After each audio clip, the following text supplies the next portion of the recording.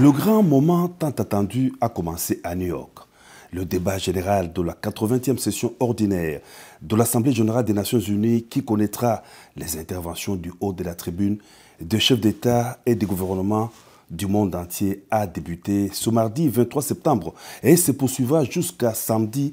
27 septembre pour se clôturer lundi 29 septembre 2025. Parmi les intervenants de la journée, le président de la République Félix-Antoine Tshisekedi Tshilombo, vice-président de la 80e Assemblée générale des Nations unies,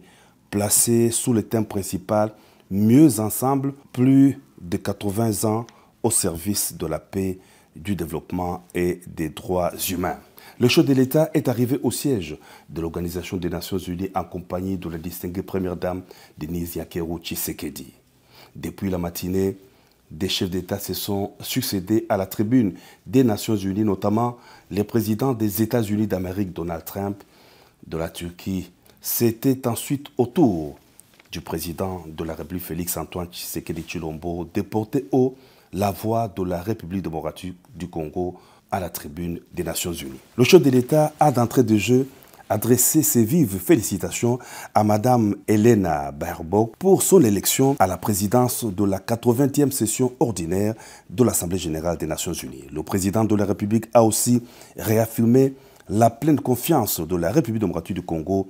dans l'action du secrétaire général des Nations unies, Antonio Guterres, pour ses efforts constants visant à renforcer l'organisation et à promouvoir des solutions aux défis qui menacent la paix, la sécurité et la prospérité dans le monde, en particulier dans la région des Grands Lacs, dont fait partie la République démocratique du Congo. À la suite de l'élection en juin dernier de la République démocratique du Congo comme membre non permanent du Conseil de sécurité des Nations unies, le chef de l'État a réitéré au nom du pays les remerciements les plus sincères aux États membres pour la confiance et la solidarité exprimée. Le président de la République a rassuré sur la participation résolument constructive et holistique de la RDC, s'articulant autour de deux priorités, paix et sécurité d'une part et prévention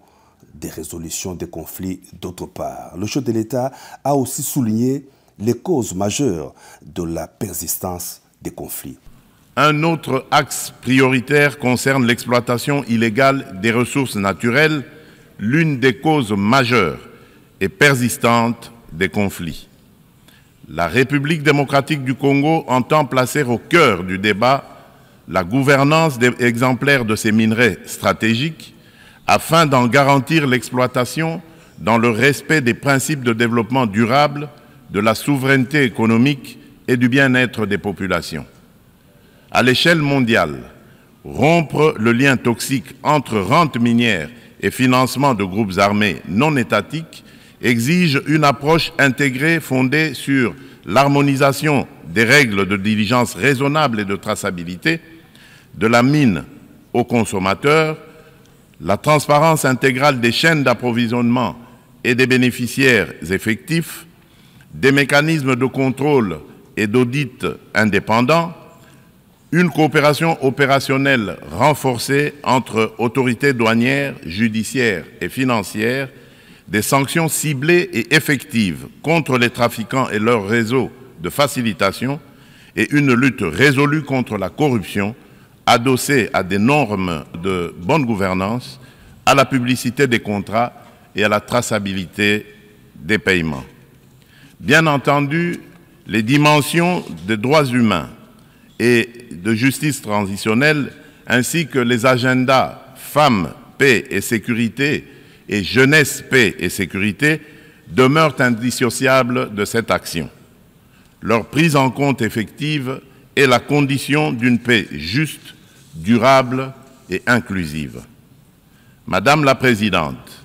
à la veille de la mise en place de la commission d'enquête indépendante décidée par le Conseil des droits de l'homme des Nations unies sur les massacres perpétrés il y a quelques mois par nos agresseurs et leurs supplétifs dans l'Est de mon pays,